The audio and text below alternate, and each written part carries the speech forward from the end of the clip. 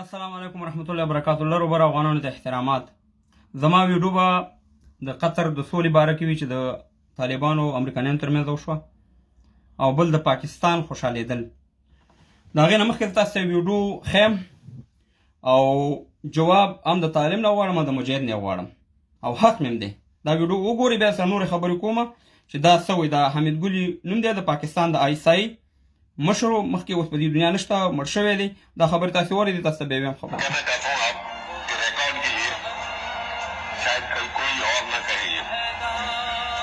आईएसआई को आज मुर्दे इल्जाम ठहराया जा रहा है। जब तारीख रकम होगी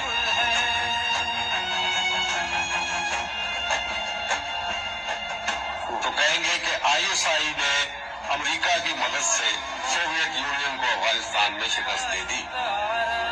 फिर एक और जुमला होगा, आईएसआई ने अमेरिका की मदद से अमेरिका को शिकस्त दे दी। ها اول زه دا حمید ګل خبرې دي، عام سړي خبرې نه دي، د ګل خان خبرې نه دي. دا وایي چې موږ روسانو ته هم موږ آیسای موږ شکست ورکړی او امریکایانو ته موږ شکست ورکوو. نو خبره دا ده چې اوس د دې باید چې مجاهد او طالب جواب ورکړي. که غلام نه وي اوس به جواب ورکوئ د دې خبرې، ځکه چې د پاکستان د اولنی سړی نه دی.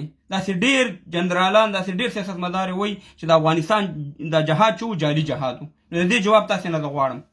زه راځم د قطر د سولې باره کې. افغانانو یقین وکړه چې زه خپله ډېر خوشحاله وم په هغه شپه چې انشاءالله سبا یو داسې سوله کېږي چې بس دا یو زمونږ تاسې به د بدبختۍ نه خلاصېږو. خو زه خپله داسې خوشحاله نه یم.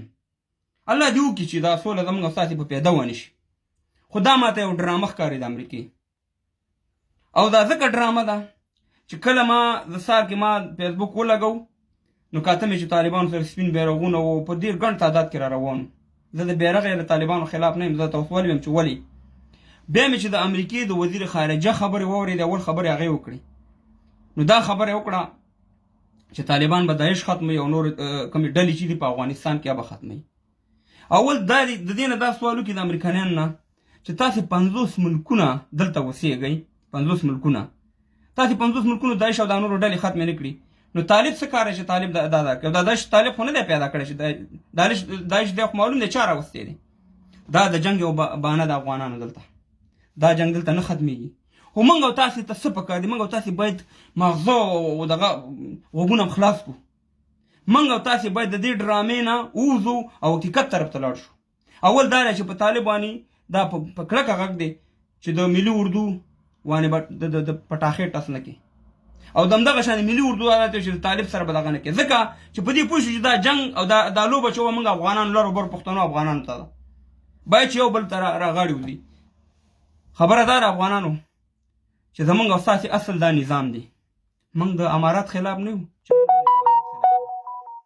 خو خبره دا ده چې زه طالبانو ته دا یم چې ضد زدونه م پرېږدئ. اسلامي امارات ستا دا دنیا نه مني، نه یې پرېږدي ده ته چې نه یې پرېږدي ته څه شی کولی شي؟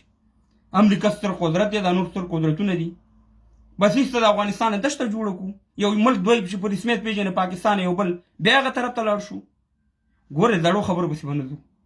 دغه اسلامي امارات چې تاسې شروع کړو، ګوره د مجاهدینو په خلاف باندې تاسې یو مبارزه شروع کړه، بالکل صحیح مبارزه وه، ځکه مجاهدینو انتهایي ظلم کو په افغانستان کې. خو ستاسې د افغانستان بیرغ سره څه کار وشو؟ تاسې د افغانستان بیرغ اخوا کړو، بل بیرغ هم راوستو. ولې دغه بیرغ باندې څه چل شوی؟ کلمه پرې لیکل شوې وه د افغانستان د 100 کالو تاریخ یې لرلو. خو دې طرفونو ته مه ځئ، راځئ افغانستان حکومت ته هرکلی ته یو، او نه دې ته به اداره وي، دا یو زموږ او ستاسې یو نظام دی افغانستان. دې ته راځئ، پارټي جوړوئ، هر رقم جوړه، په انتخابات هم وګټل، نوشي جانم شه. په اصلاحاتو کې سره زموږ یو مشکل نشته، بالکل د اسلامي دغه په چوکاټ کې هغه تاسې وکړئ. خو خبره دا ده چې د افغانستان نور مه در په در کوئ. د پردیو په اشاره نور کول نه باید موږ او تاسې پرېږدو. هم حکومت هم طالب دواړه په یو کشتۍ کې ناست یو، دواړه د یو رسټورانټ د یو هوټل مزدوران یو. هوټل والا خوښه ده چې ته وایي قاب راواله او که ته وایي ډوډۍ راواله، نه طالبه ته ازاد او نه حکومته ته ازاد. خو موږ او تاسې باید د عقل او شعور نه کار واخلو. پاکستان نن ولې خوشحاله دی؟ پاکستان ځکه خوشحاله دی چې پاکستان وایي کېدای شي هغه د 92 چانس ماته بیا راشي په لاس باندې، او دغه شانې د اردو او د افغانستان ګډوډ کوم د کابل جوړ شوی دی، باید موږ او تاسې نور دا کارونه وکړو طالب وروره موږ او تاسې دا کارونه وکړو حکومت وروره د دې نه باید د عقل او شعور نه کار وکړو ګل خان خوشحاله دی په دې کې چې وروره اسلامي امارات وروره راځي افغانستان ته دغه ته ګل خان ته دې بې عقل ته وګوره و ګل خانه په 2001 کې چې د طالبان د امریکایانو په بمباري کوله او دا ستا سرکونه او ستا د هوایي اډې استعمالې دي ستا هغه وخت کې اسلامي امارات ولې یاد نه و دا تحریک طالبان چې دي د پاکستان دا سپورټ کا کنه چې په پاکستان کې ته اسلامي نظام راولي کنه ستا نظام خو کفري نظام دی کنه ته که دومره د فتح شوقي ورشه بنګلاديش نه انډیا نه جدا کوي ملک د نیمه پاکستان نه هغه ونیو هغه وګټه کنه کشمیر وګټه نه انډیا نه کنه دغه روزانه ستا 4-5 پوجیان وجني په انډیا طرف ته هغه سره د مقابله وکړه کنه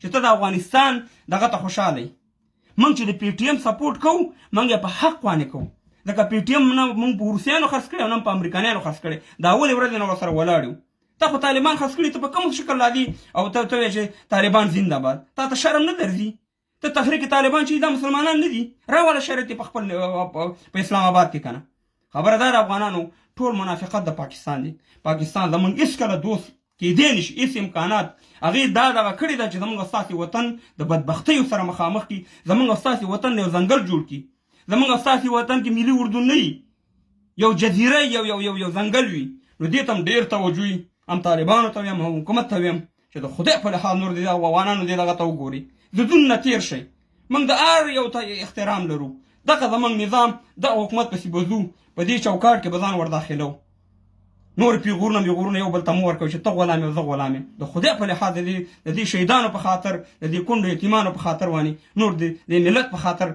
بس دې شي نه تېر شي خپل دا وطن هم جوړ کړئ نه امریکا یې جوړئ نه یې موږ ته پاکستان جوړوي او راته نه جوړئ او په اخره کې دا وایم چې انشاءالله موږ او تاسې په اتفاق شو امریکا هم خپل کار کوي او پاکستان بیا ګوتې نشي راوړی نیکې هیلې دا ویډیو زما مخکې شیر کړئ الله دې وکړي چې په افغانستان کې یو دایمي سوله راشي